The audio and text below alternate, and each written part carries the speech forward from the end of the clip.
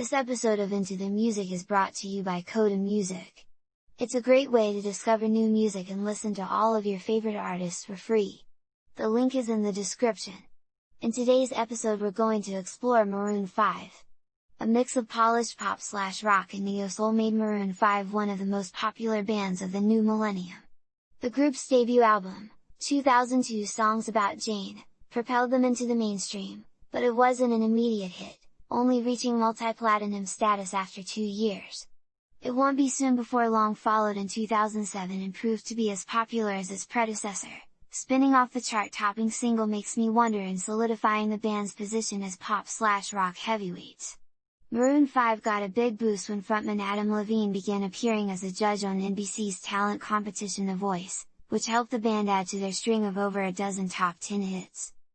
Prior to Maroon 5, bandmates Adam Levine vocals/guitar, Jesse Carmichael keyboards, Mickey Madden bass, and Ryan Dusick drums had spent the latter half of the 90s playing in Carmichael's Flowers, even releasing a debut album for Reprise Records while still attending high school. The record tanked, however, and Carmichael's Flowers found themselves dropped from Reprise's roster.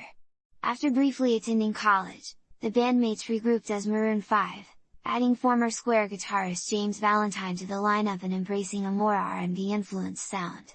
Several years later, the quintet had officially risen to the forefront of pop music with Songs About Jane and It Won't Be Soon Before Long, both of which went multi-platinum.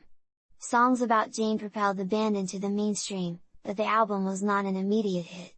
Octone Records had signed the newly christened Maroon 5 in 2001, and the debut album Jane received a lukewarm response upon its release in June 2002. Harder to Breathe became a radio staple 17 months later and was soon followed by the omnipresent This Love, whose steamy video featuring frontman Levine and a barely clothed girlfriend wooed the TV-watching crowds at MTV. Songs About Jane finally entered the Billboard Top 10 in August 2004, more than 2 years after the album's release, and follow-up singles like She Will Be Loved and Sunday Morning helped the album move over 2.7 million copies by year's end.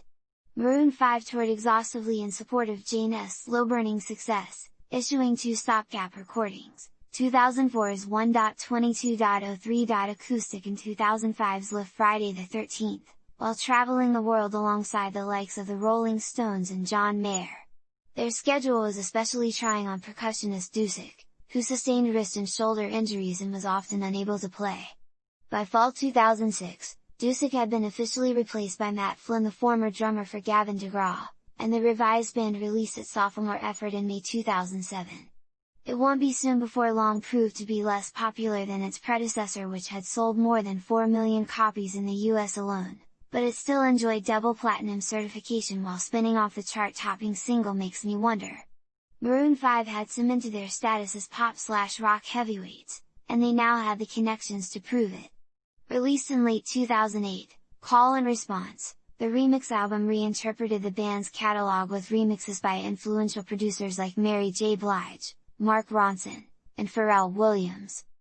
Between 2008 and 2010, the band worked with a different producer, veteran rock/country architect Robert John Mutt Lange, on a third studio album, Hands All Over, which was released in September 2010. Although it was kept from the top of the album charts, it went platinum. Also, the following year, it received a big boost when Levine began appearing as a judge on the NBC reality television talent competition The Voice. That same year, Hands All Over was re-released with the single Moves Like Jagger, featuring Levine as The Voice co-judge Christina Aguilera. The single promptly hit the top of the charts.